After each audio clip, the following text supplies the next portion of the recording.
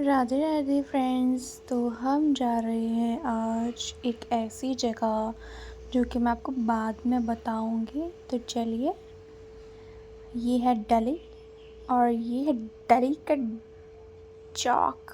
ये कौन सा चौक है आप कमेंट करके बताना।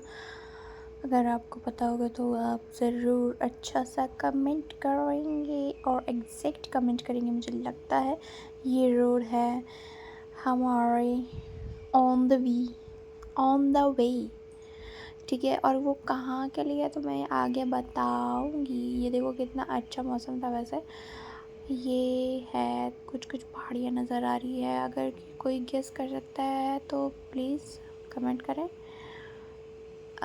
थोड़ी देर बाद तो मैं बता ही दूंगी। तो मौसम भी काफ़ी अच्छा था और हम सफ़र जो साथ में जा रहा था वो भी अच्छा था, यानी कि मेरे हस्बैंड। तो हम दोनों ही निकल पड़े थे अपने सैर सपाटे के लिए। तो मैं आपको बता दूं कि हम जा रहे हैं सालासर बालाजी। तो ये रास्ता है सालासर बालाजी का कुछ इस तरह से। तो जैसे जैसे जैसे हम आगे बढ़ते गए तो वैसे वैसे पहाड़ पेड़ पौधे आते गए।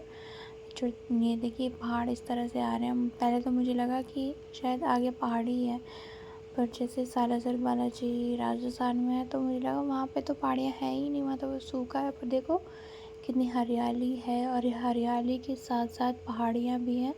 अब तो मुझे बहुत भूख लग गई है, तो अब हम करते हैं लंच और लंच करके हम निकलते हैं। अब यहाँ से कुछ ही मतलब 45 या कुछ मिनट की दूरी पर सालासर बालाजी महाराज जी हैं।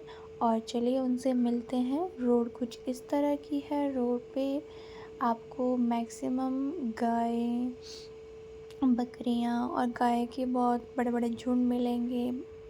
तो मुझे लगा था कि ये सब वृंदावन में ज़्यादा होता है, पर देखिए गौ माता तो वो सालासर बालाजी के रास्ते में भी बहुत ज़्यादा हैं। तो मौसम कुछ इस तरह से था। और जैसे जैसे हम बादलों को देखते हैं ना, जिस तरह का हम सोचने लगते हैं बादल उसी तरह का आकार बना लेते हैं।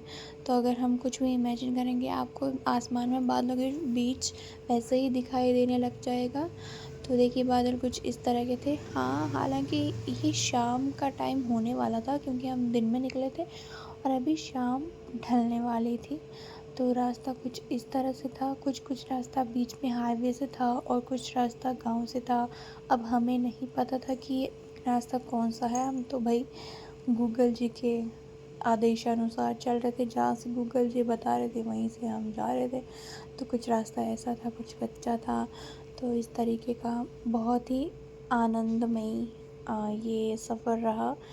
तो कुछ इस तरह से आ रहे थे। मतलब मैं आपको बता दूं, अगर आप दिल्ली से सालासर बालाजी के लिए जाते हैं तो अपना खाने पीने का जो भी आपका रहता है, जिसको मेरी तरह ज़्यादा थोड़ी थोड़ी देर बाद भूख लगती है, वो खाने पीने का सामान अपना गाड़ी में पैक रखें।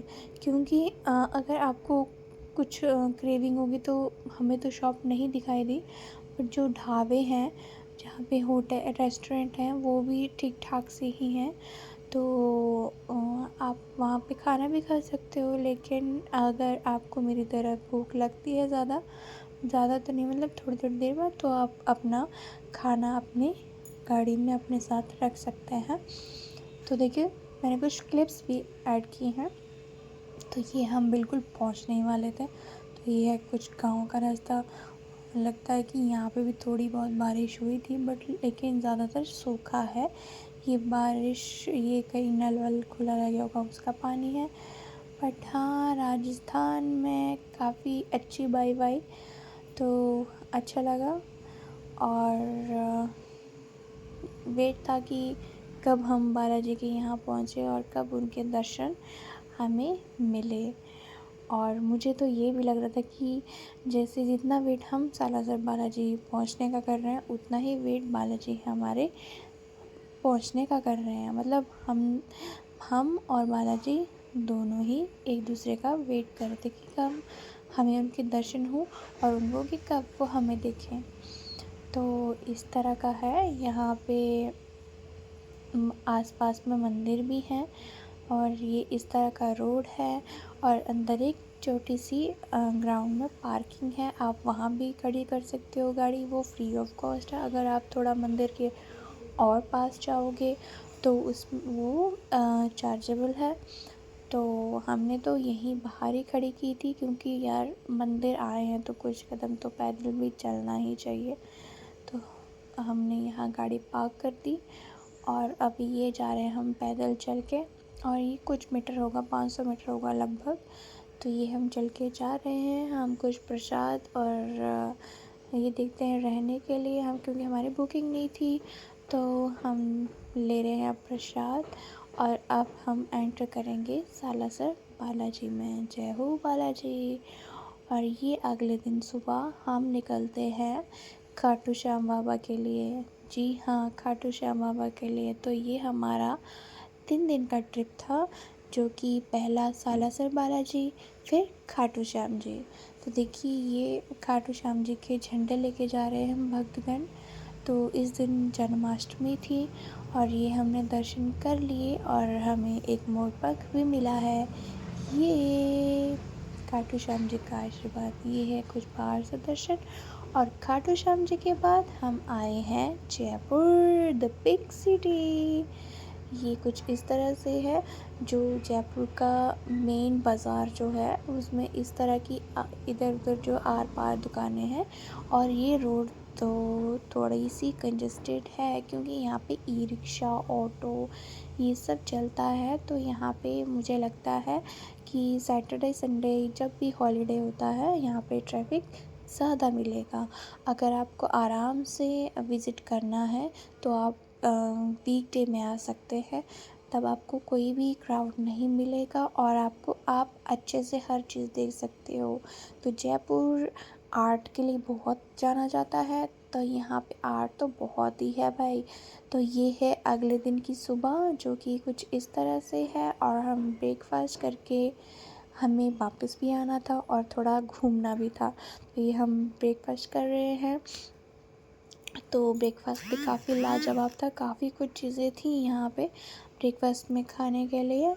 और मेरा तो भाई पेट ही नहीं भरता। मुझे यही नहीं समझ आता कि अगर काफ़ी सारी चीज़ें हैं खाने के लिए तो मैं पहले कौन सी खाऊं। खानी भी सब थी, पेट भर जाता पर मन नहीं भरता। और ये हम निकल रहे हैं, ये हम देख रहे हैं कि अब हम कहाँ जाएं पहले घूमने। तो हम जा रहे थे पहले हवा महल। तो ये वही रोड है जो बीच मार्केट में है और इसमें कंजस्टेड रहता है। तो ये है हवा महल, जो बाहर से सभी आपने देखा होगा, यहाँ से सभी लोग फ़ोटो खिंचवाते हैं। और ये है एक गेट जो है हवा महल का। अगर आपको अंदर का इंटीरियर देखना है, अंदर की चीज़ें देखनी है तो वो है। और ये है जल महल। बस हम काफ़ी थक गए थे और हम वापस आ गए हैं अपना गुड़गांव, दिल्ली। तो ये हमें आते आते रात हो गई थी, मतलब कि हम 9 बजे के करीब हम पहुँचे हैं। जयपुर से गुड़गांव तक 3.5 घंटे का सफ़र रहा। तो सफ़र काफ़ी अच्छा था, एक्साइटिंग था और अनप्लान था। Thank you for watching.